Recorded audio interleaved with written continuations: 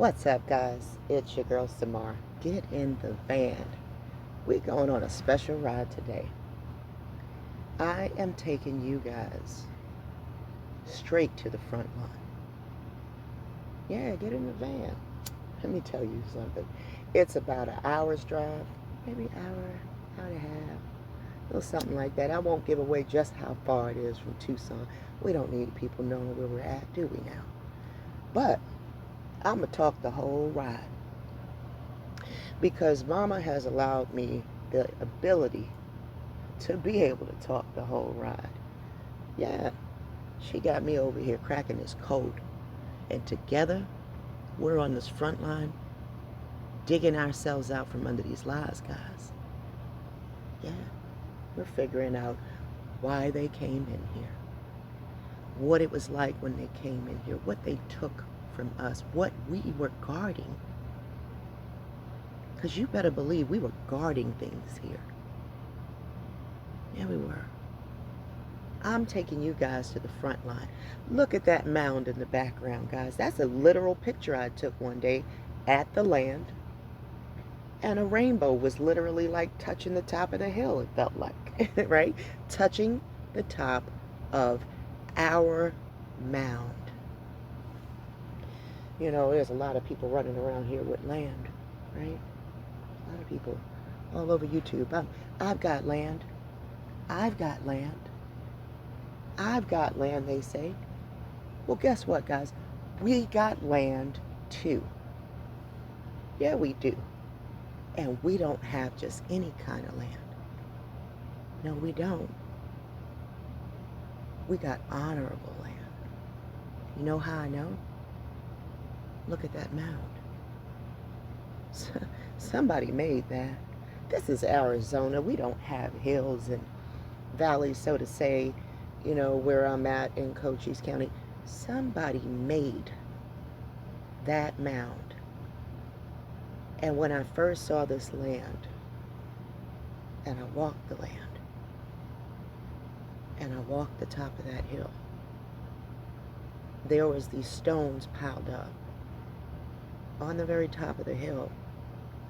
And there were these stones piled up at like the first landing. Because to me, this hill has, and Universe knows, it's probably got like 3 landings, right, sis? And shout out to Melissa, guys. She's in the hospital, and she's on the other side of that hill, and we want to make sure she's okay. You know, shout out to Mimi. Shout out to Yolanda and Mama Lee. I love all my matriarchs.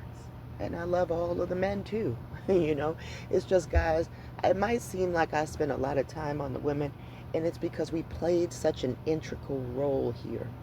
And it's been wiped out.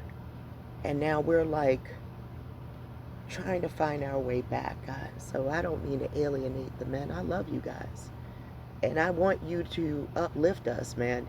Reject this alpha male toxic masculinity that is roaming the plain and wiping out nature as we know it. It's an infestation, guys.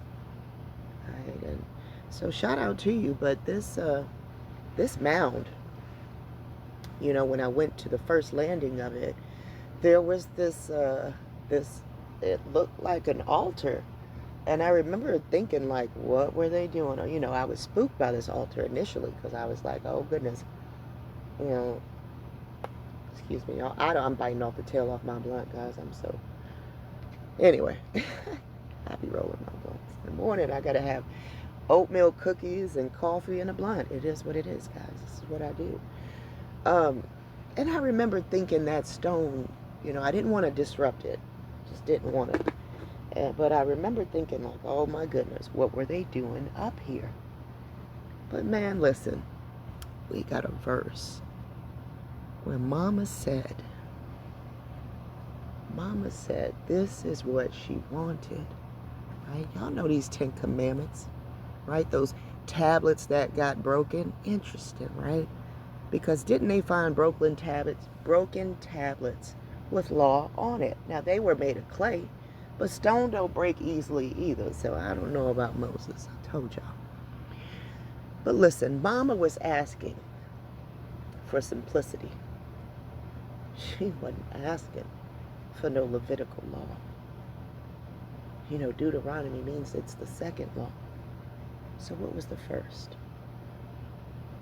I tend to believe this was in the first law. Watch this. The altar of sacrifice, an altar of earth, thou shalt make unto me, and shall sacrifice thereon thy burnt offerings and thy peace offerings, thy sheep and thine oxen. Some translation says goats. In all places where I record my name, I will come unto thee, and I will bless thee. Do you think her name could have been recorded on this mound that I got, and that's how I came to remember her name? You think it's just by chance? I'm on a mound. She gave me this mound. My mound takes up 20 acres. It takes up 20 acres. This is a huge mound, guys. Do you think she gave me that mound and it's just because of her I am able to remember her name? Perhaps this is why I'm not running around saying the wrong name. I'm remembering her name. Who knew that name meant Shem? Who knew? Renown. Was it stolen? Defamed. You see that? Her name to be remembered. Wherever I record my name, I'll come unto thee, and I will bless thee. Do you think her name was recorded on this mound? And somehow, this is why Samar is remembering her name. Well, she said right here, in all the places I record my name, I will come unto thee, and I will bless thee. Well, I certainly feel blessed to remember this name. And I certainly feel blessed to bring it to my people so they can remember this name, right? Because there's something waiting for them when they remember this name. It says so right here, that when you remember this name, she will come unto you and bless you. And I will make thee, if you will make me an altar of stone. And thou shalt build it up of hewn stone, right? You can't have it be stone that is cut, right? I will come unto thee, and I will bless thee, if you have this altar. For if thou lift up thy tool upon it, thou hast polluted it. Neither shalt thou go up by steps unto mine altar. There's a lot of stipulations here. All right? She wants it made of earth. She wants you sacrificing specific things in peace. Thy sheep and thine oxen. Right? There's some specifics here. If you put cut stone, you pollute it. And if you go up by steps, right, your nakedness will be discovered thereon. Okay? So, she wants an altar made of earth. Because in all places where I record my name, I will come unto thee, and I will bless thee. And if thou wilt make me an altar of stone, thou shalt not build it up by a cut stone. For if thou lift up a tool upon it, you pollute it. Neither shalt thou go up by steps unto an altar that's supposed to be for me, that your nakedness don't be discovered thereon. Right? What nakedness is this? Your shame. Your indecency will be exposed. Interesting. So she left us some very specific instructions about this altar of earth that she wants. Now, when I got to thinking about my mound, wasn't just my mound that was here when they got here, now was it? The Mound Builder Myth. Fake history and the hunt for a lost who race? Yeah, you've seen it. Say you found that a few dozen people, right? A few dozen people. They even want to soften the blow. We know when they got here, it is recorded that they found millions. They found millions, but all right, this author wants to so-called shine light on it, but not give the, in fact, estimation of how many people were here, because you want to soften the blow and say it was a few dozen people.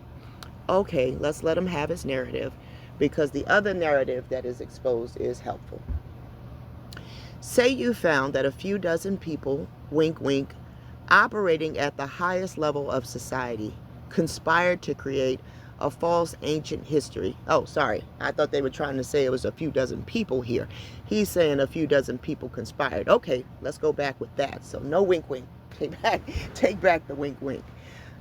Say you found that a few dozen people are creating a false ancient history, right, of the American continent to promote a religious, right, supremacist agenda in the service of supposedly patriotic ideas. Patriotic sounds like patriarch, doesn't it?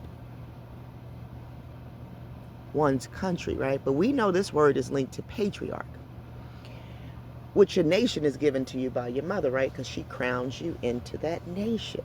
But they want to make countries, right? Would you call it fake news? In the 19th century America, this was in fact a powerful tool that shaped manifest destiny. The Mound Builder myth is the first book to chronicle the attempt to recast the Native American burial mounds as the work of a lost white race of true Native Americans. Thomas Jefferson's pioneering archaeology concluded that the earthen mounds, the what? What kind of mounds are these? Huh?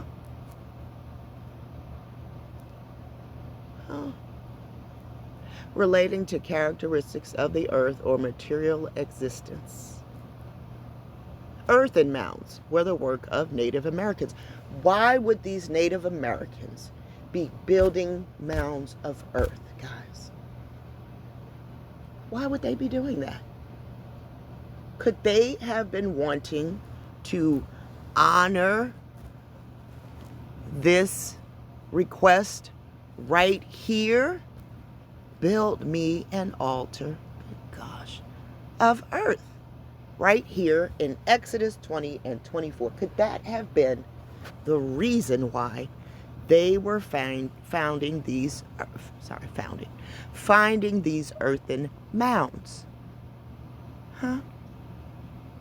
Could it be? I am here proposing today that is absolutely why they were finding these earthen mounds here. Because in North America, we were doing things the way we were supposed to be doing them, right? That's why we got the hidden chiefs up here, right? The Califias, the Anacoanas, the Princess Charlottes, and all of that. We haven't even gotten to the Caribbean queens. We haven't even got, and there's a 1 and 2 for the Caribbean queens. Did you know? Did you know? Haiti was popping off. Shout out to you, Mimi. Haiti was popping off. And that's where Christopher Columbus stopped first.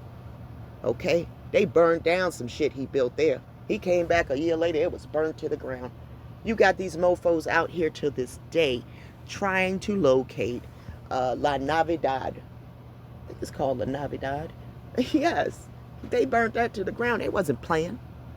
Okay? They were being obedient to Exodus 20 and 24. They were building earthen mounds. Right? Solving mysteries over here. They tried to tell you what we don't know what the mound builders were doing and what they were doing here. Well, you should know. Ain't you read Exodus 20 and 24? Then you know what the mound builders were doing here. Yeah.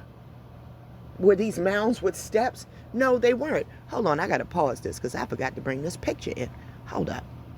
Picture found. Okay? I asked chat. I said, chat,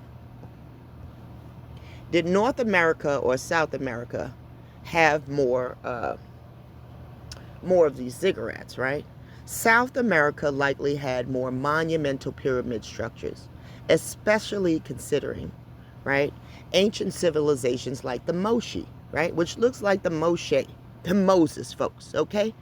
That's what it's looking like to me, right? And the Inca built numerous large pyramids. However, North America had a vast number of mounds, all right, with an estimated over 1 million before European contact, particularly in the eastern and central parts of the continent.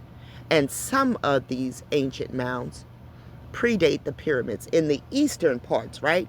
Over in the California areas and stuff, right? Where they were wiping out the Ohlone and sending them on over to South Carolina areas, right? To the low country. Most of these ancient mounds predate the pyramids of Egypt and South America, because these ancient people were honoring her the correct way. Therefore, the answer depends on what is counted. If including all types of mounds and earthworks, North America had more.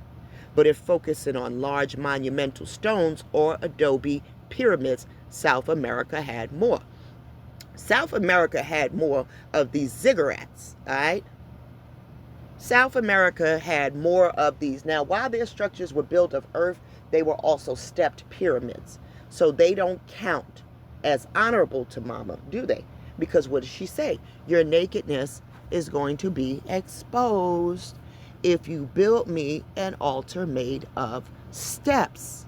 Neither shalt thou go up by steps, number 26, guys, unto mine altar, that they naked, that your indecency is going to be exposed, right?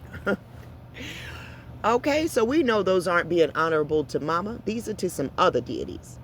South America, more monumental pyramids. South America is home to civilizations like the Mochi, the Moshes, all right, the Chimyu, and the Inca, who built more large stepped pyramids.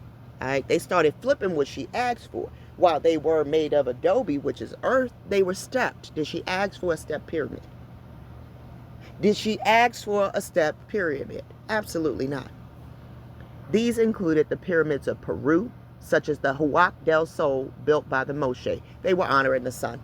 They were honoring the sun. And sun, S-U-N, is synonymous with S-O-N. All right? The children of the sun. This is this whole Stephen the Moor shit. That's why we keep seeing Stephen the Moor with the sun depicted behind his head. More earthen mounds. North America. North America had a much higher number of earthen mounds. That's what they came in here for. You were honoring Mama. And they wanted to hijack Mama with the strength of their arms, right? What did he say? I looked out at all I'd done, and I honored the strength of my arm. Not Mama. Not Mama, because you took it with your might. You wiped the women out with this alpha male toxic energy, and you took it over with your might. But you didn't expect that she would wake us up and she'd be out here on the way to come back and whoop ass, did you? Did you? You thought you won, sir. Listen, other son. Mama coming to put you in your place. Mama's sons is going to be behind us. And I know that the mother sons are listening today. Check it out. In North America, we had the earthen mounds in a vast quantity. Before European contact, it is estimated there were over 1 million mounds and earthworks in North America alone. Many of these are found in the eastern and central United States. Some of these mounds are among the oldest in the Western Hemisphere, predating the pyramids of Egypt and South America. This was the honorable worship. This is why it predates. This is why you ain't gonna see no iconography of her, because she predates all of this shit. Types. Some include burial mounds, platform mounds, and ceremonial earthworks. What kind of ceremonial earthworks? Huh? On my land, I keep finding broken pottery, guys. I found a lot of it. Example, the Moundbuilders of Cahokia. I bought in Cahokia, guys. I bought in Cahokia. Go look at the oil, right? the oil of Israel. I bought in the Cahokia Mounds. The Cahokia Mounds have some sort of built-in oil infrastructure. Okay? The mound builders of Cahokia in modern-day Illinois built impressive structures like Monk's Mound. Ain't no monks for mama. Ain't no monks for mama. And this is the takeover of Assyria of our area. This is why we got that oil lamp. And this is why it's going to be referred to as Monk's Mound. Okay? Let's get back to our folder. We know what she asked for. And now we know why we got these earthen mounds. Right here, in the 1894 report of the Bureau of America Ethnology. Why would they need a Bureau of Ethnology? Huh? What ethnic communities were they researching? Huh? Cyrus Thomas concurred. Cyrus, there's a name for you. There is Cyrus Thomas concurred, drawing on 2 decades of research. But in the century in between, the lie took hold, with President Andrew Jackson, right? That's his boy, William Henry Harrison, and Abraham Lincoln adding their approval, and the Mormon Church among those benefiting, right? Jason Colavito traces this monumental deception from the furthest reaches of the frontier to the halls of Congress, mapping a century-long conspiracy to fabricate and promote a false ancient history. Where? Here in the Americas. And enumerating its devastating consequence for contemporary Native people.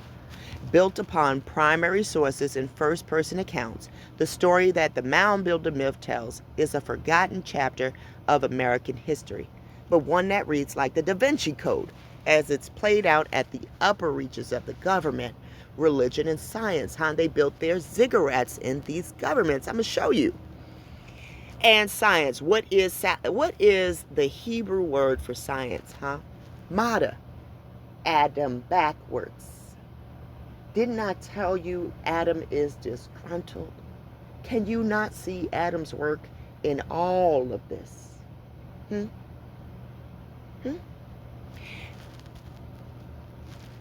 It's as far-fetched as it now might seem that a lost white race once ruled prehistoric America. That damage done by this ancient myth has clear echoes in today's argument over white nationalism, multiculturalism, alternative facts, and the role of science in the control of knowledge in public life, right? They're going to pretend that they have some sort of connection to this land, but I showed you where they get that connection from, right? Who gave them the connection? A little 11-year-old girl named Giselle who came with knights. But those knights ain't more important than this earth mounds that I'm showing you today. But we're going to get to that knight infestation, because we're still dealing with this infestation of these wannabe knights. Let's get back to the folder, y'all. So I showed you these earthen mounds, right, guys? Are going back in history. There were millions of them here, they said. Millions. They're just trying to rewrite the history, right? The mound builders. By a happy coincidence, 2 volumes on the ancient mound builders of eastern North America have appeared at the same time. George Milner's new, lavishly illustrated, contains all the latest scientific information. Henry Clyde's Chetrone is an old classic, first published in 1930s. Henry Clyde's Chetrone, what a title. That's rich in the first-hand knowledge of a pioneer archaeologist, right? So this is going to be a primary account. So this is why it's important to read this book.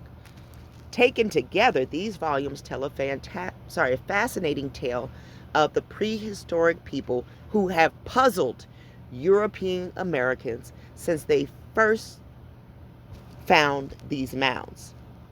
Since they found the first mound. Huge man-made mounds of earth, right? Huge. I told you, the one on my land is 20 acres. Huge man-made mounds of earth can be found from Virginia to Texas and from the Gulf Coast into Canada. Some are full of burials, others strangely empty. Some are in the shapes of animals. No, they're not strangely empty. I believe the ones empty were the ones to Mama, because she didn't actually put no dead bodies in them now, did she? So the burial mounds might just be burial mounds, right? But the ones that are empty, I tend to think are the ones dedicated to her. Some are in the shape of animals, which she said don't make no likeness, right, of anything above or below. So we know that that's not the case. While others are huge, and that's in regards to worshiping her, right? So if we made it in the shape of animal, we couldn't use this to be worshiping her. While others are huge geometric designs. Thomas Jefferson was the first to scientifically explore a mound and write about his findings, okay? So Thomas Jefferson left us a first-hand account, right? He explored a mound. Why is he exploring a big mound, right? It's supposed to be just a hill, right? Right, because these were abnormal. They were like, what is in these? But it was the mound of the Ohio Valley that attracted national interest, right? Why? Because over there, right, they know that these are getting closer to that source, right, that they're not supposed to tap into. When the first settlers discovered them, we're right here, unable to link them to a contemporary tribe, a great mythology soon grew up around the mound builders. Were they a lost tribe of Israel? Now, why would they be asking this? Huh? Or perhaps Welsh Indians, right? Now we know where we get this Welsh from. East Indian or some other old world people. Clearly the mounds, and this is where they get this Hopewell stuff, right? This old world people. Clearly the mounds were too big and too complicated to have been built by American Indians. The debate raged for 100 years, involving Americans from the White House to the Chautauqua Circuit. Milner, an archaeologist at Pennsylvania State University, has produced a very readable and superbly illustrated survey including all the latest information about the mound builders. A new generation of archaeologists have been taking a hard look at the mounds, and thanks to modern techniques and technology, they've obtained plenty of new information. There was no one race of mound builders, as was assumed in the 19th century. Rather, different people have been building different types of mound for the last 5,000 years. Of course, different people have been, because different people are either building empty ones, burial ones, or ones shaped like animals. Didn't they say that? So there's only a certain specific group out of that was probably being obedient to the raw truth of it. Build me a mound of earth. She didn't ask for no animal shapes. She didn't. As a matter of fact, she said you could sacrifice on top of it, which looks like breaking bread to me. Looked like a little barbecue went going. Shout out to Unifairs. And shout out to Melissa, the Grill Masters. Looked like a little barbecue got going, right? And you broke bread with your family or something. But you thanked her for that. Large mound sites in the lower Mississippi Valley, like Watson Break in Louisiana, date to about 3500 BC. We need to investigate this Watson Break mound. You want to know why? It's in Louisiana. What is Louisiana territory, guys? No man's land. Louisiana territory stands for Levi territory, right? What was he sacrificing to? Shows that successive mound building traditions continued uninterrupted right up to the time of the European contact, about AD 1500. Says mound building started before pottery and before agriculture in the Archaic period, when humans first began to abandon the nomadic lifestyle. I wonder why they were abandoning that. When agriculture allowed for large settlements, mound building grew. The largest of all American mounds, Monk's Mound at Cahokia near St. Louis, St. Levi, was the center of a large agricultural community. Like many of the mounds of that era, it mainly supported a large temple some 100 feet above the Mississippi floodplain. Shethrone was a self-educated archaeologist who learned his trade by working with the archaeologists of Ohio in Columbus. He became the organization's director in 1928. All right, so they're just giving his history.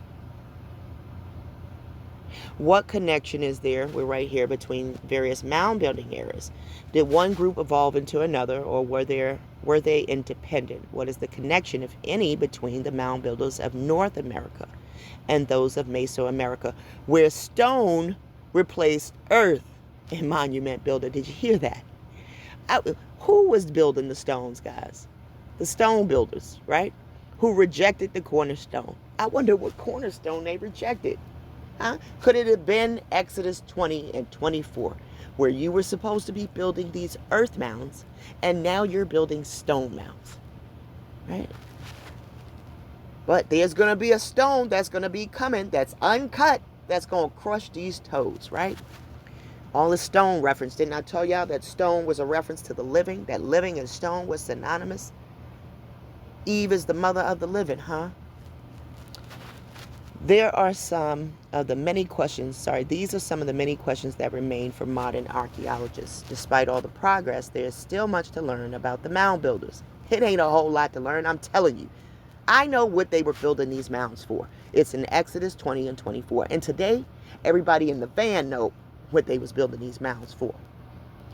And since so much of the work was done in the 19th centuries, sites might need to be revisited.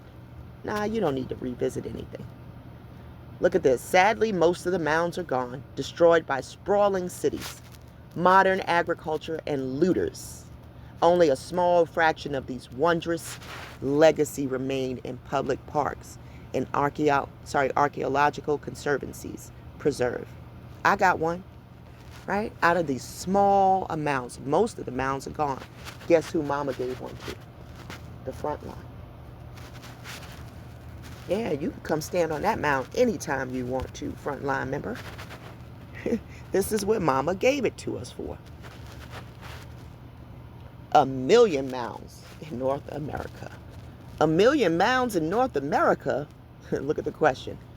That seems incredible and unheard of to most people of the world. This fact has just not been taught in our historical circles. Why not? Yeah. Why do you guys think it ain't been taught? Well, think about it. It does not go along with the prevailing wisdom of the world to say the land of North America is so new and not the old world. Oh, really? Did you know that Adam was placed on this so-called New World in Missouri? North America, not disgruntled Adam. I like this article. North America should really be called the Old World. Our existence began in Missouri, and it will end with the New Jerusalem in Missouri. Huh? Ain't no Hebrews in Jerusalem, though. So this is just the wayward cousins. The Smithsonian also has hidden the history of the natives from us, as they and other historians say the natives were not as smart as these folk, right?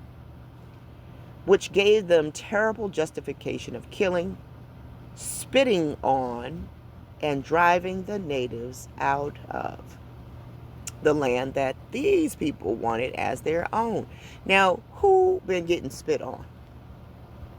This should let you know who the natives are. I ask often, why is it that I personally never even knew or heard about? Where my cup of coffee goes? I got a cup of coffee running around here. I done forgot I had a cup of coffee.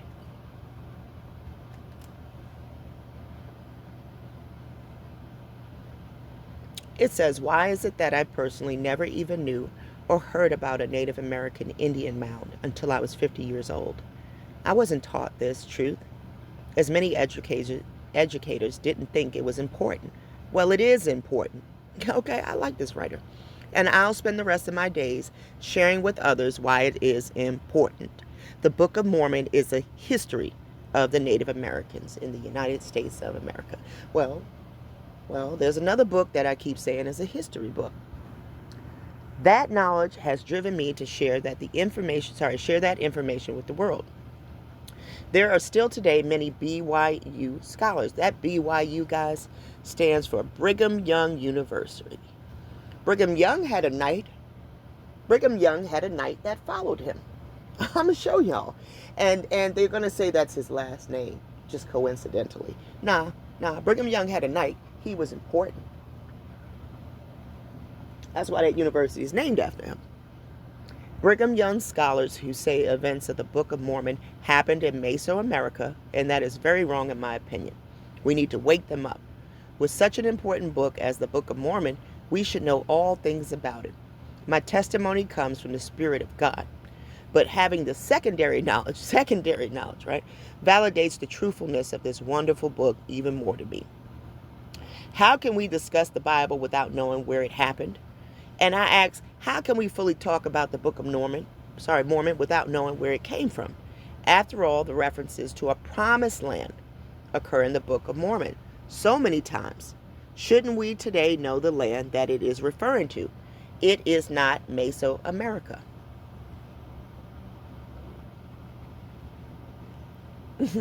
I believe the prophets, according to Bruce R. Conkey and Joseph Fielding Smith, because of this theory, right? Some members of the church have become confused and greatly disturbed in their faith in the Book of Mormon. Doctrines of salvation. The United States is the promised land, foretold in the Book of Mormon, a place where the divine guidance directed, inspired men to create the conditions necessary for the restoration of the gospel of JC. See? Yeah, this is why they think they have the right to come in here. This is their manifest destiny. The Lord gave a divine promise to the ancient inhabitants of the favored land, the United States. Look, see? Behold, this is a choice land, and whosoever nation shall possess it shall be free from bondage and from captivity, and from all other nations under heaven, if they will but serve the God of the land, who is JC. Our Heavenly Father inspired the leaders of the United States of America that they might together under His direction, having been raised up by God for the purpose, establish the Constitution of this country and the Bill of Rights by the year of our Lord, 1805. There will be a climate where our Heavenly Father could send into this period of mortality a choice spirit who would be known as Joseph Smith. They thought this was their messenger, okay? And they thought this was their promised land. You know, you need to... I came here for this chart, though. This chart's very interesting. See, there go the Cahokia Mounds. I showed y'all this Cahokia Mounds. It's shaped like an oil lantern. You see that? East Fork Hebrew Works, Claremont County. They know where they're at. The Great Serpent Mound. This is where that oil is underneath, guys. She never told you to make a mound shaped like an animal. Okay? Little Miami. I mean, something in this might jump out to you guys, too, that I'm not seeing. I mean, that's why all eyes is needed on deck. The Great Black Swamp, gradually drained and settled in the second half of the 19th century. I bet they did drain it. Sandusky, 1830. Garlic Mound, Gaylord Mound, Cleveland Mound, Ancient Fork. I mean, this is interesting stuff. But here's some of these ancient mounds, see? The earthworks, the Ohio River. Right? Go ahead and pause this and enlarge it, guys, and check it out.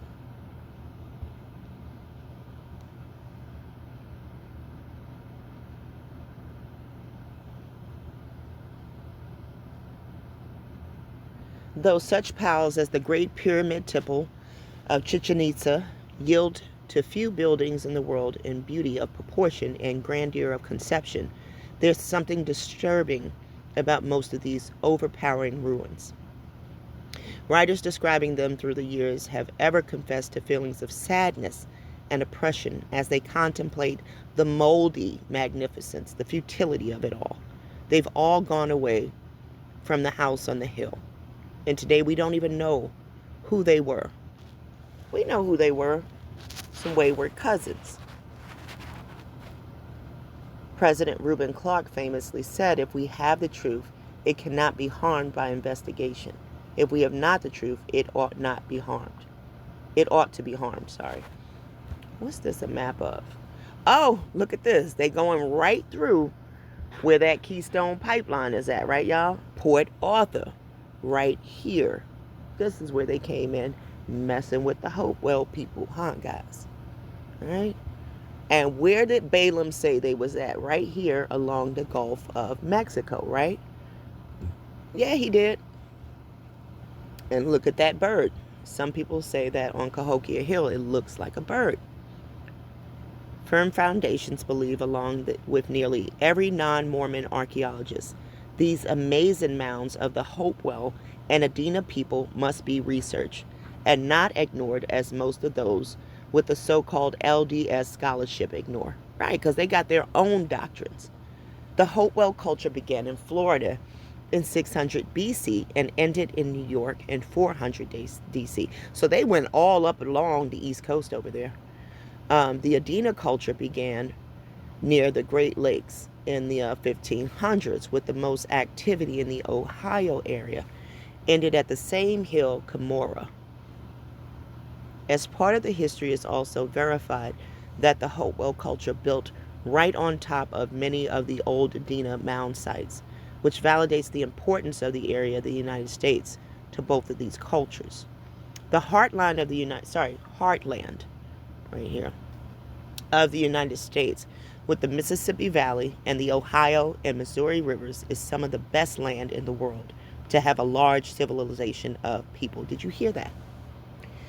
All right, so knowing the heartland, right, of the United States with the Mississippi Valley and Ohio, Mississippi rivers is some of the best land in the world to have a large civilization of people.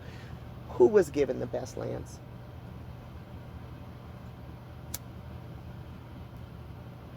Who was given the best lands? Who was given the choice lands, guys? In Genesis 48. That was Ephraim. Excuse me. Ephraim was. Right? So we know who this land belonged to. Excuse me, I'm just lighting that blunt. You're getting good in here.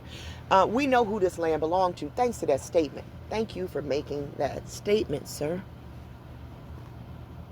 It just makes sense that the Hopewell with the Nephites, bullshit, and the Jaredites, bullshit. Here come the thieves, right? You can't make this stuff up. The cornerstone of sound scholarship in our days is that the comfortable doctrine that the answer no one never be quite as wrong as the answer yes. Okay, this is how they use their doctrines to flip stuff. It's basically like what he's saying. Even our Latter-day Saint intellectuals are convinced that the way to impress the Gentiles is not to acquire a mastery of their critical tools. Oh, they had some critical tools, huh? But simply to defer in all things to their opinions. All right, this is some jibber jabber. I'm not in the mood. Now we will look at just a few of the million or more mounds that existed in North America. Mound City Group, and see how they relate to the timeline of the Nephites and Jaredites. They don't. But there's a Mound City Group, Chillicothe in Ohio. I don't know what Chillicothe means, but I guess this is what it looks like, guys. All right, in Ohio, they got the mounds. Right? Wow. They actually show you some good stuff here. Effigy pipes. Now, the effigy ones are supposed to be the ones that look like animal shapes, so we're not with those, right?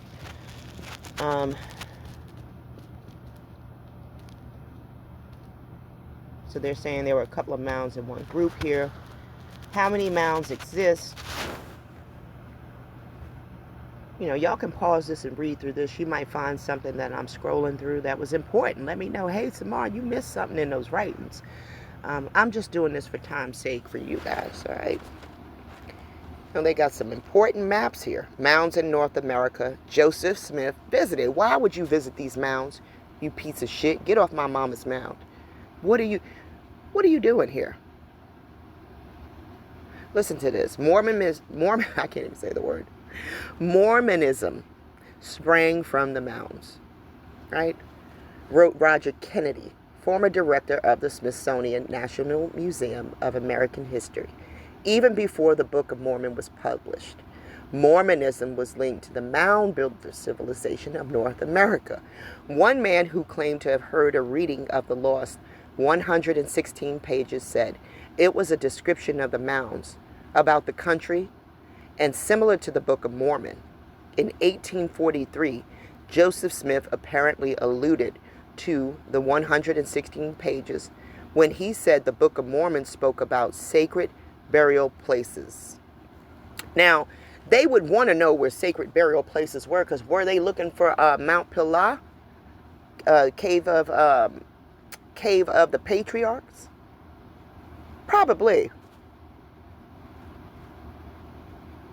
3 specific mounds figure prominently in the LDS history: Zelf's Mound in Illinois, the Kinderhook Mound in Illinois, from which the 6 brass plates were taken, and Enon Mound in Ohio, until the early saints leveled them to build homes and farms. Indian mounds dominated Nauvoo. What is Nauvoo? A city in Illinois. Joseph Smith purchased one and restored it from time to time. Less well known are the mounds located just north of Nauvoo that have recently been discovered and preserved. The connections between Mormonisms and the Mound of North America have yet to be fully explored. It ain't no goddamn connection. These are thieves, all right? These are thieves. The increasing awareness of the numerous Hopewell mounds in Nauvoo area may give renewed attention to the connection between Mormons and the mounds. Listen to this. When workers dug a utility trench between the red brick store and Joseph Smith's homestead, the equipment churned up Hopewell bones and artifacts. This area is adjacent to the Smith family cemetery, huh? You know what Smith stands for? Cain. It's synonymous. This area is adjacent to the Smith family cemetery, leading to the possibility that Joseph Smith, his wife Emma, his brother Hiram, and his parents are buried in a Hopewell burial site. All right? You guys are going to have to get it. Look, y'all going to have to get into this. It's a very long article, but you need to get into this on your own time. Joseph Smith and the prehistoric mound builders of eastern North America. I said Cali. Put these people in Cali. No wonder why they want to be on the east. Over here by Washington, D.C. area, this land must have been channeled with some really important mounds. During the 19th century, considerable excitement and speculation raged about the antiquity and identity of the builders of the numerous prehistoric burial mounds, earthworks, and fortifications which were encountered by the settlers west of the Allegheny Mountains. It was to be expected that, now we're going west, that the Book of Mormon, with its claim to being a historical record of ancient American peoples, would be drawn into the controversy. In fact, it has been almost as commonplace among the non-Mormons writers to regard that record as a history of the mound builders as to consider it a narration of the travels of the lost 10 tribes. You see? They know who was here and they know whose land they took. But we know that that is a misnomer, that there ain't no 10 lost tribes, because we know who had the choice land, and it was Ephraim. The book, and I'm going to show y'all when they came in Arizona, because we're going to get to the mounds of Arizona, when they came with this night infestation, how when they came into Arizona, they found a sword. And on this sword, guess whose name was on that sword? Machir. Who came from the tribe of Manasseh? Machir. I'm going to prove to y'all. Y'all know I don't play no games over here.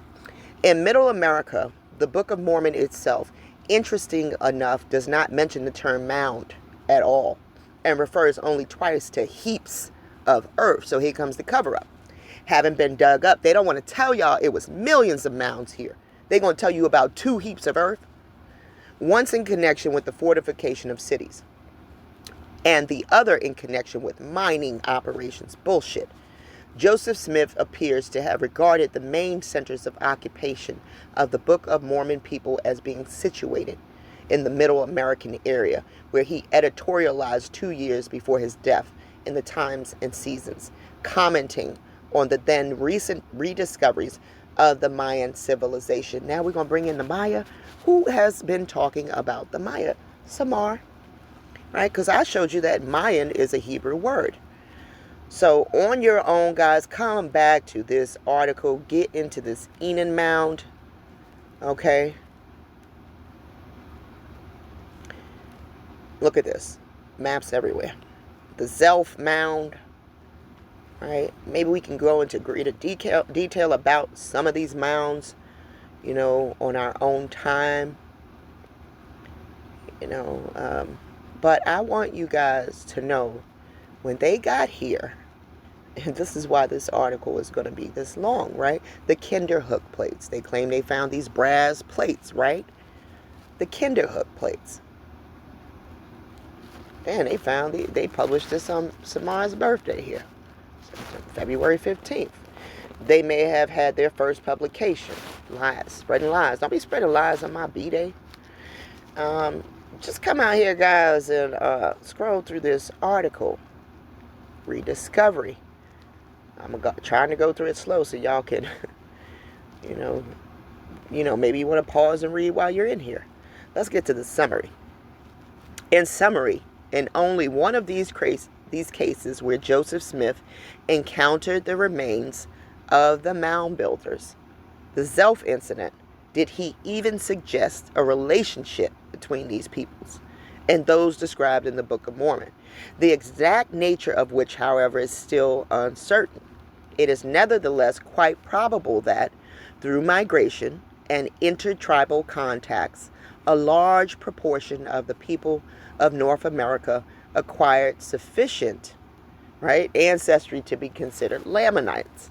And the Delaware tribe appeared to have been, right, they're going to say the Lamanites. Right? They got the Algonquin people over here. It's just a bunch of land grabbing going on right here with these Mormonite people. But the Mormons did document a lot, and this is where we're going to get some of these helpful maps, right, from this article. Blue Island Mound. I didn't even see this one. Never heard of Blue Island. So that's why we brought this article in. I don't mean to be scrolling through it so quick. Probably gave you a headache. But there were 1 million mounds in North America, in case you didn't know. 1 million. Who were the mound builders? In the last article, he brought in a few names, right? So let's get to some of these names. You're going to see the Adena, right? Pre-Columbian Native Americans. Pre-Columbian native culture that existed from 500 BC to 100. The Adena culture refers to what were probably a number of related Native American societies sharing a burial complex and ceremonial system, right? Who was being worried about people being buried, right? We were burying our people.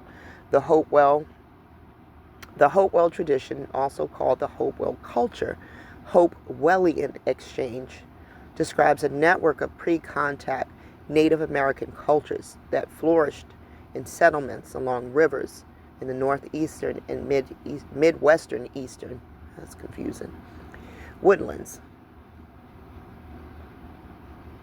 So dig on the Hopewell, dig on the Adena, and Fort Ancient Native American cultures. What is Fort Ancient? The Fort Ancient culture is a Native American archaeological culture that dates back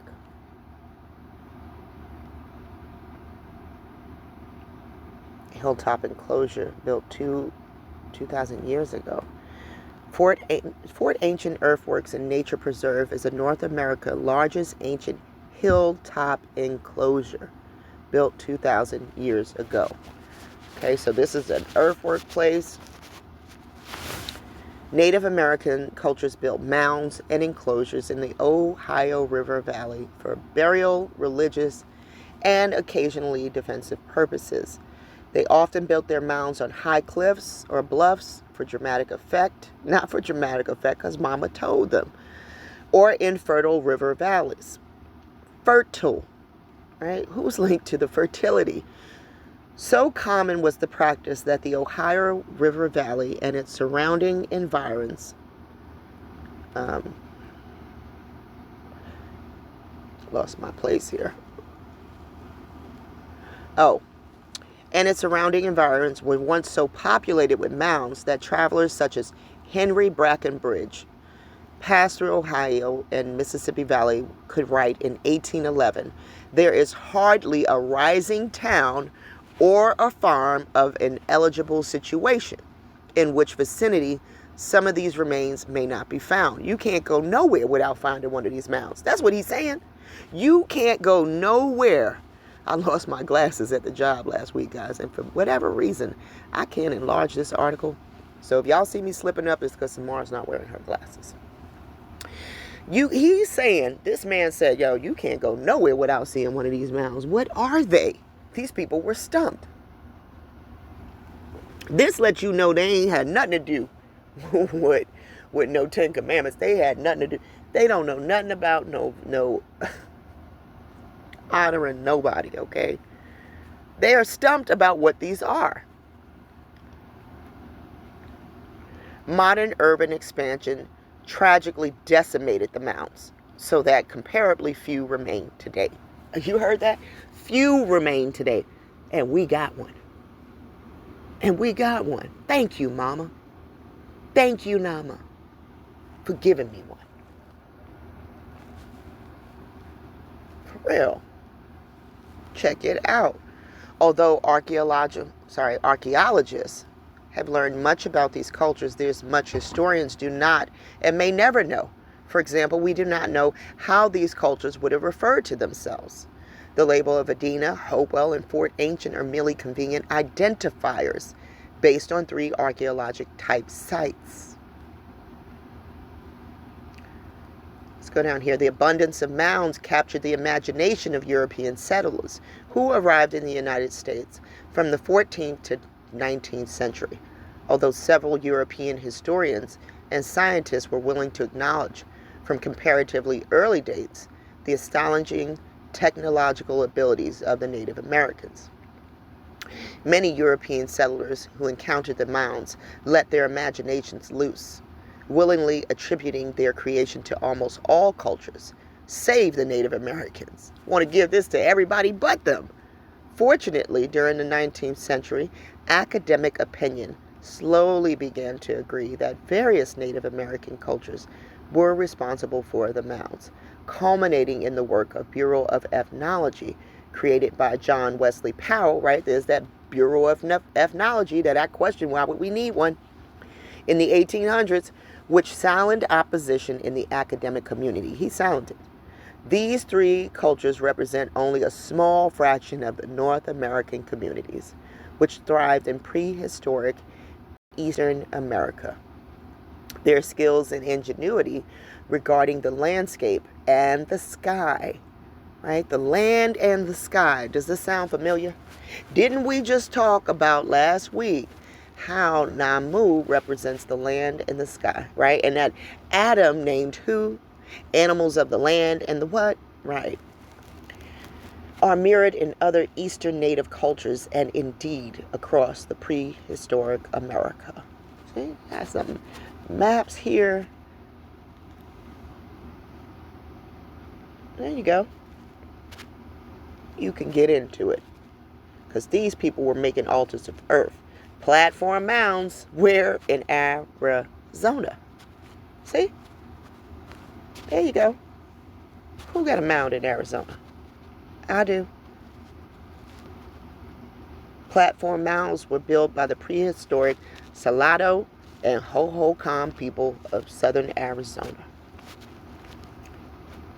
Each mound was an administrative, ceremonial, and economic center for a small-scale political system or polity. This is what their definition of what is it, right? Because we were probably meeting, gathering, So they think that this is about administrative, right? They're going to give a small nod to ceremonial right here, right? An economic center. We're probably breaking bread.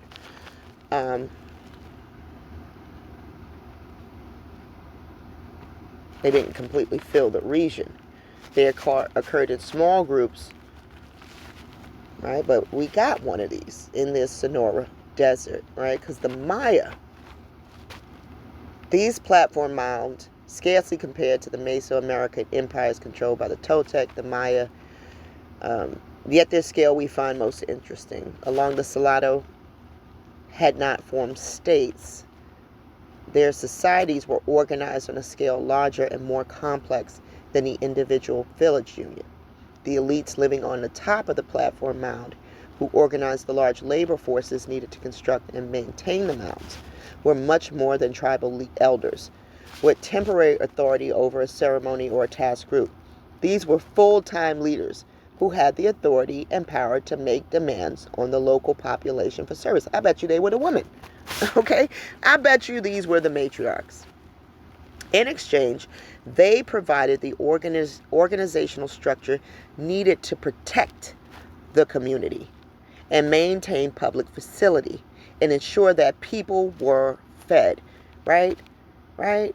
Don't you wish you had a hill right now to ensure that people are fed? Because this so-called government don't look like it give a shit if anybody is fed. Do it? Mm-mm. Look like we need to go back to these mounds.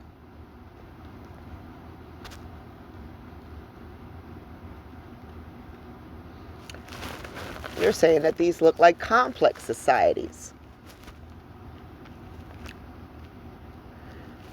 The production of food surplus would not have been a problem for the platform mine people living in the well-watered valleys of the Sonora Desert. Why were they well-watered? Because Mama knew her people were there. The desert climate provided a long growing season with opportunities for 2 or more planting cycles per year. I know this to be true. People say it's hard to grow in the desert, and that is true. You got to provide a whole lot more water if you got a water-dense crop here, right? But if you're planting crops that are drought resistant, right? Like squash, beans, and things like that, you're going to get 2 cycles of that here because we get 2 springs here. We get a monsoon season, and we get, which lasts from like July to about November or something like that. And then we get a spring season. You know what I mean? We don't really get, we get a winter, and it's exactly 12 weeks, guys. I promise you. And it's cold at night. During the day, it's fairly warm, right? So there's a benefit to growing here that you might not see right away. You're able to get and harvest 2 crop bounties for the year here. Look, it's going to tell you, to agricultural produce could be added to the rich harvest of natural foods such as cacti fruit, agave, and tree legumes, the beans. See?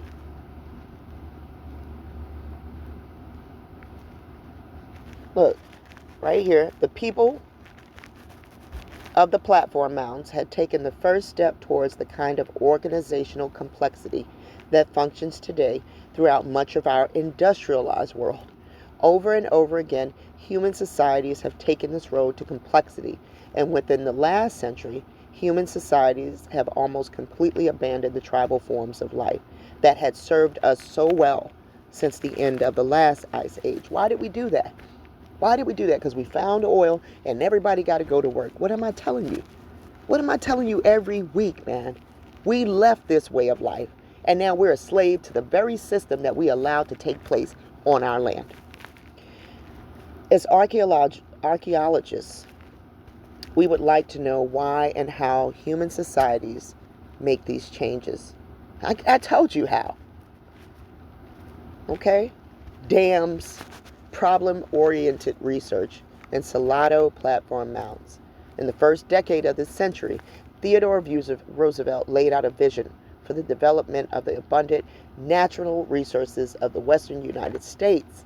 a vision that had as much to do with the creation of the Yellowstone National Park as it did with the construction of the Teddy Roosevelt Dam, the nation's first major hydraulic, electric, and water conservation dam. Is it working? No, it's not, because Shearer built something better. All right, we had trains that were running off of water, guys. There's a guy with a channel called Rabbit Hole 3. I put it on our community channel. He is showing the link to the hydro energy that we once used and once had here. They created these oil-dependent systems. Look, they built this dam and it's not doing anything for us. Right? Right? This is their design. You know, go back and read.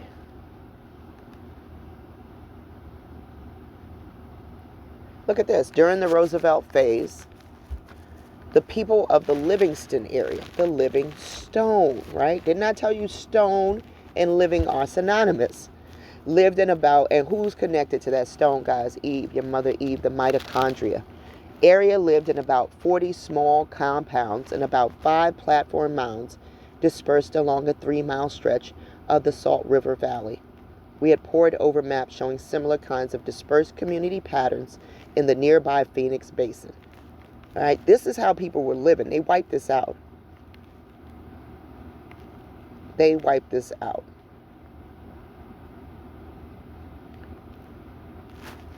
They didn't want you living in these communities, man. They want you resource dependent. In that Marvel movie I keep telling you about, you know, where they're looking for the latest resource, man. If we think about that Black Panther movie and vibranium, okay, this is a real live movie we're living in. Okay, they wanted to get into Wakanda, quote, America. They wanted to take the resource back from the Guardian, which was you. It was you.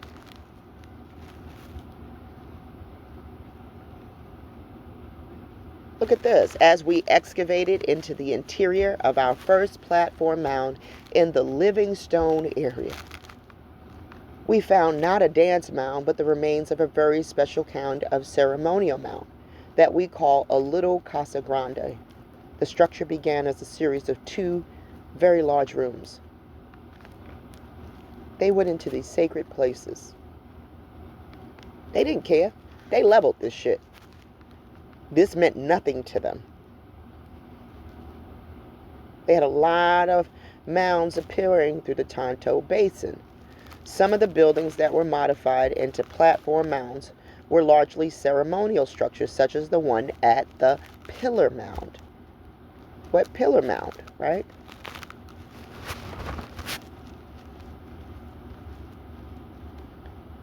Look, they won't even bring up what this joint is. No, I don't mean Pillar Mount. Can refer to a specific type of mound in ancient North America, a composite pillar tomb in a place like Kenya, or a modern product from mounting TV to a pillar.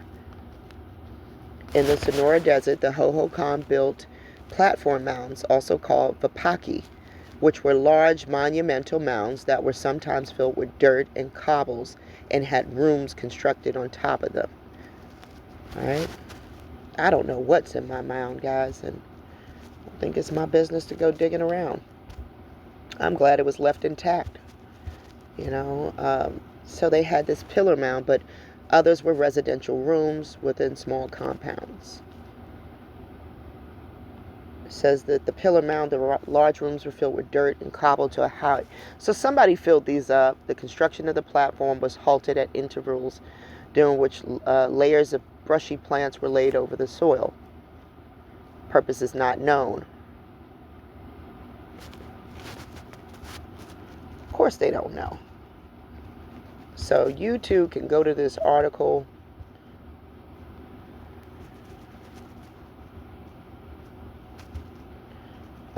They had a lot to do at this Livingstone. Look at this. I'm going to close with this one right here. Well, this article at least. At the absolute center of the platform mound, but at ground level, were rooms with massive quantities of stored food and supplies. The central storage rooms were entered through openings in the ceilings and contained granaries, large storage jars, and a variety of more portable artifacts, including axes, agave knives, serving bowls, and decorated vessels. Things to eat, would it sound like to me, guys. One of the great mysteries of the schoolhouse site is why these rooms were not emptied as the site was vacated. The completeness of the assemblage suggests that schoolhouse may well have been one of the very last sites in the basin to be abandoned. These people were probably snatched up and didn't get a chance to use what was stored in their mound. Like maybe this was a place to safely store the food so it wouldn't rot. Like a basement scenario. I'm digging on this as new information for me too, so I don't really know. And I'm not afraid to tell you I don't know. But I want to get to these ziggurats.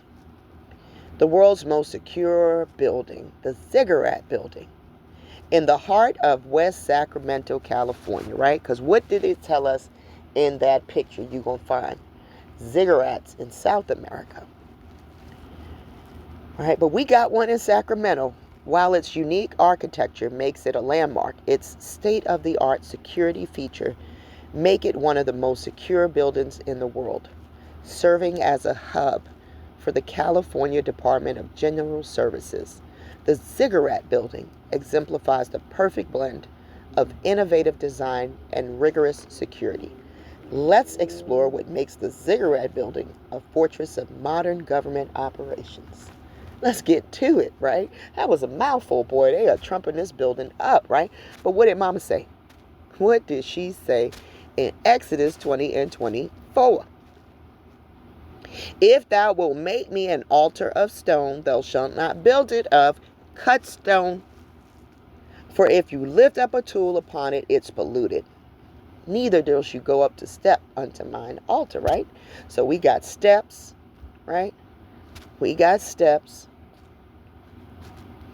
right? And we got cut stone. So we already know off the bat, this ain't what she asked for. The Ziggurat Building is a critical asset for California state government. It houses the DGS, which manages a wide range of services, including procurement, real estate, and telecommunications for the state. Given the sensitivity and importance of the operations conducted within, the Ziggurat Building security measures are paramount to ensuring the smooth functioning of California's government infrastructure. Key features of the Ziggurat Building security: seismic engineering, built to withstand earthquakes. The Ziggurat Building incorporates advanced seismic design featuring. So were they building these things in the shape like this to withstand earthquakes that they were making by digging this oil? Its pyramid shape not only serves as an aesthetic purpose, but also provides structural stability, ensuring the safety of occupants and operations during an earthquake. They got comprehensive surveillance systems, controlled access systems, emergency response protocols, robust physical defense. It's going to withstand physical attack. They think this thing just going to stand. It's hysterical. Have you ever heard of a building being described like this? I mean, we got 1, 2, 3, 4, 5 bullet points about how grand this thing is. I ain't never seen nothing like that. Historical context. Completed in 1998, the Ziggurat Building was designed by Sacramento architect Edwin Pato. The building's unique stepped pyramid design was inspired by the ancient ziggurats of Mesopotamia, symbolizing a connection between the past and present. From its inception, the building was intended to serve as a secure and efficient hub for state government operations. No, from its inception, it is meant to disregard Mama's law in Exodus 20 and 26. Don't you build nothing for me with no steps, right? Over the years, the Ziggurat Building has continually upgraded its security systems, right? They got security in place. Global influence and legacy. It serves as a model. Look at it from the top, right? The building demonstrates that its possible to achieve both aesthetic beauty and robust security.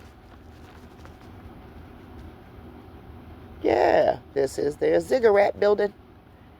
And you didn't even know it was there. It's going to withstand an earthquake, they say. Modern Babylon. Ziggurat skyscrapers. Right? Because when I think of these ziggurats, and I looked at that last one, the Chrysler Building came to mind, guys. The Empire State Building, they're all designed with this pyramid, step pyramid at the top. Look at this background. You see that? From that movie, Metropolis. This was a long article, guys, and we ain't going to get into it, but I brought it in to show you.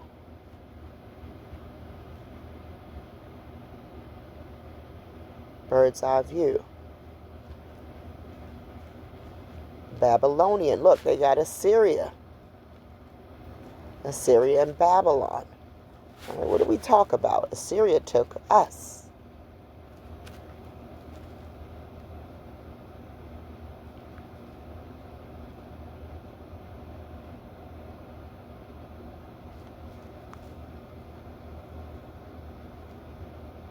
Check it out. Assyrian temples. They're going to bring Assyria in. Assyria's right here. Look at that. That looked like a ziggurat if I ever seen one. Ziggurat of Ur, right? I want you to learn from the past. Skyscrapers.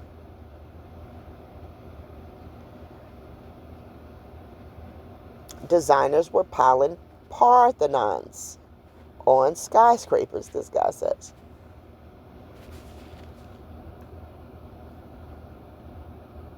An ancient temple dedicated to the goddess Athena.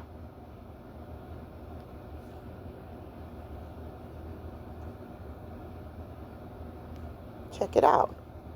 I told you this is a long, long article. The Tower of Babel, ancient Assyria and Babylon, right? Assyria got to be brought in it when it concerns Israel, guys. When it concerns Ephraim, you can't talk Israel and don't bring Assyria in it. You know, they're bringing in this Tower of Babylon, right? Or of Babylon.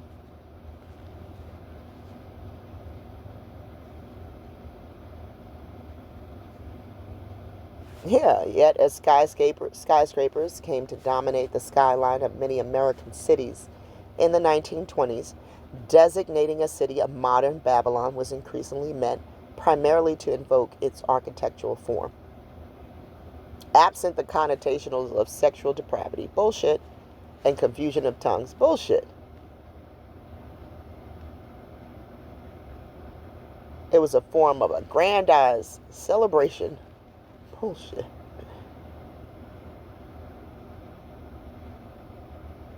A 1908 article on the triumphant rebuilding of post-earthquake San Francisco as a record achievement for any ancient or modern Babylon.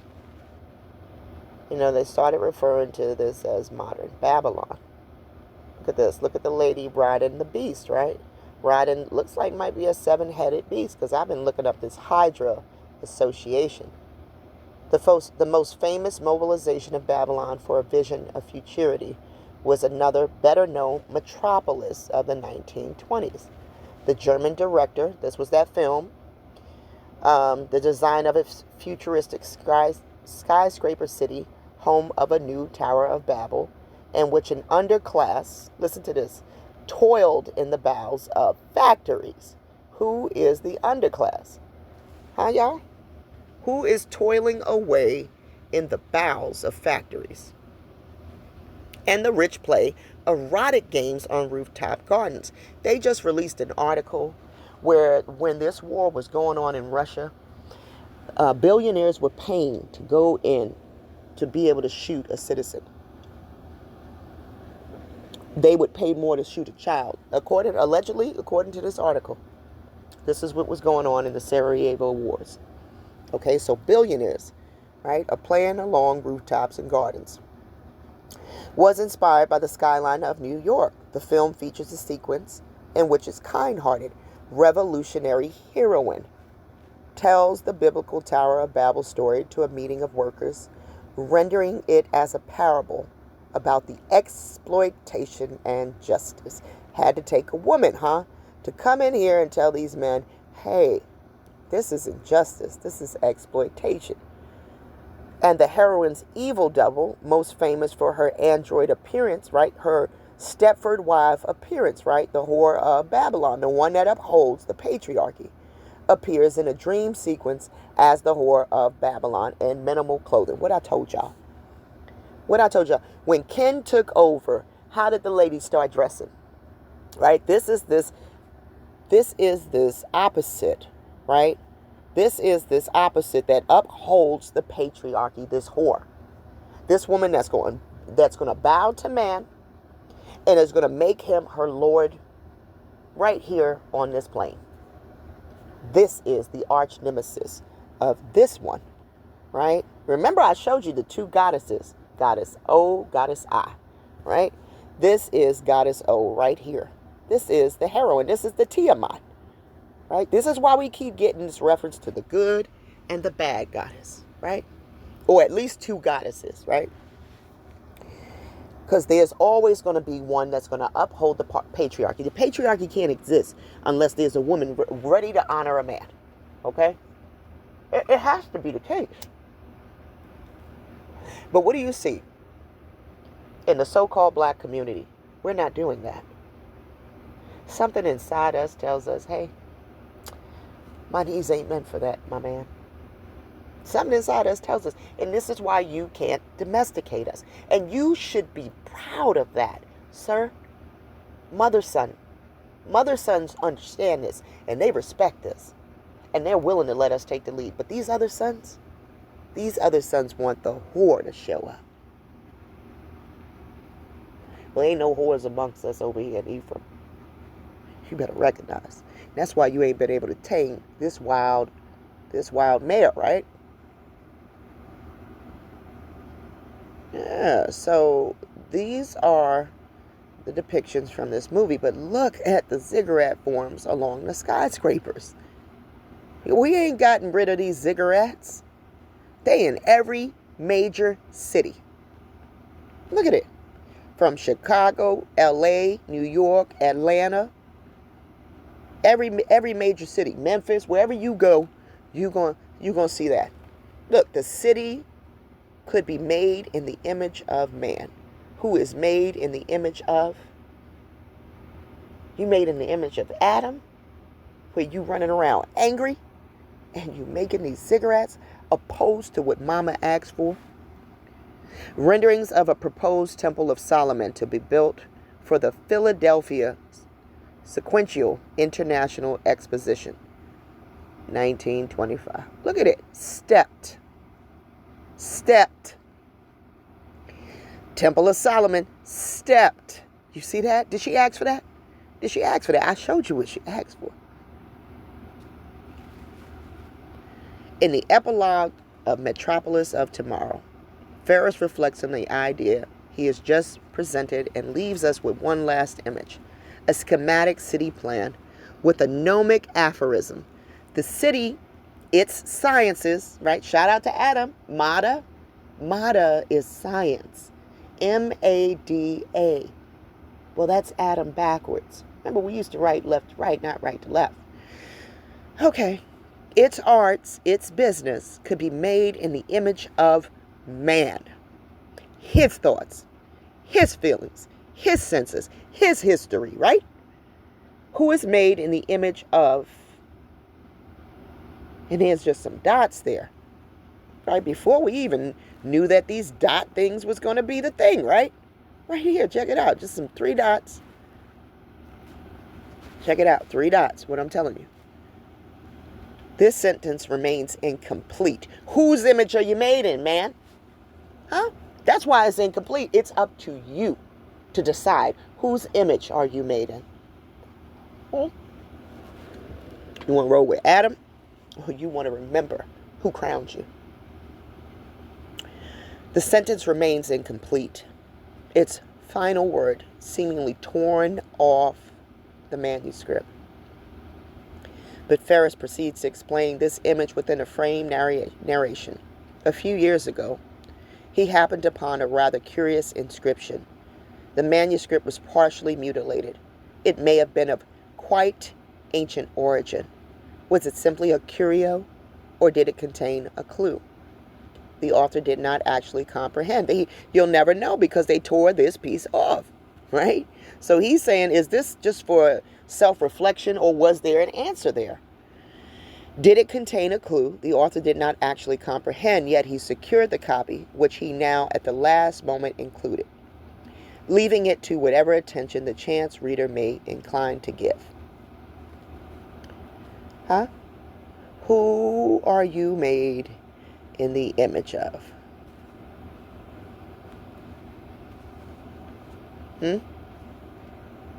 His thought, his feeling, his senses.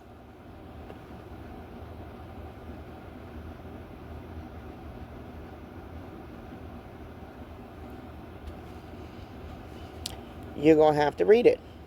When does the discovery of this piece of paper, this clue, take place? It's now. In Ferris' present day, or in a faraway future, walkthrough of the metropolis. The text doesn't make it clear, but I think the latter. As such, the broken ancient document probably could be dated to 1929, when Ferris conceived this plan and dedicated it to the future builders who might realize his urban dream, that they rejected the stone, the cornerstone. It is fitting that his work ends with a confusion between past, present, and future, evoking a city of the future that his text suggests might have been planned at a time quite ancient origin. I think it was. Whose image are you made in? And what ancient man? Adam. Adam, guys. Disgruntled Adam. Take my word for it. He is definitely disgruntled.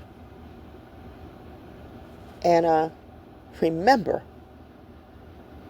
her role in later times is taken, hijacked. So anybody running around screaming, Tiamat, you're helping this, my dear.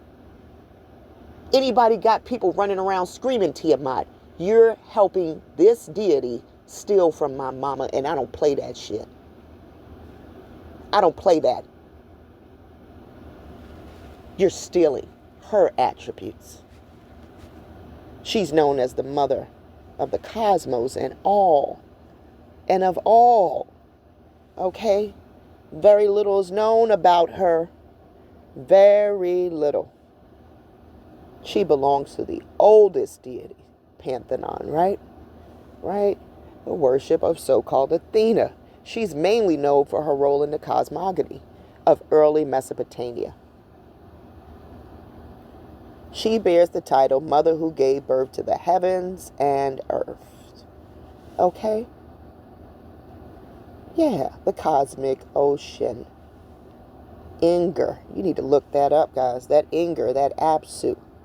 Because according to this, salt water wasn't in existence first. There was fresh water. Did y'all know that? That we've caused this salt water. Yeah, we have. I'll get into it one day when we get back to some of the science that's more like so much that I know a lot of y'all do too. She ain't had no husband. All right?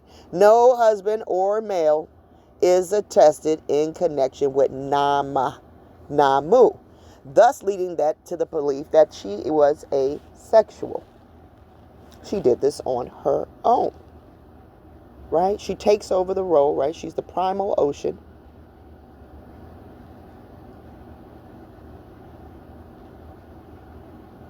She's called original mother who gave birth to the gods in the universe, guys. She's the mother of everything. There's very little evidence attesting to a cult, right? Right, because y'all rejected her. This is the cornerstone that you have rejected.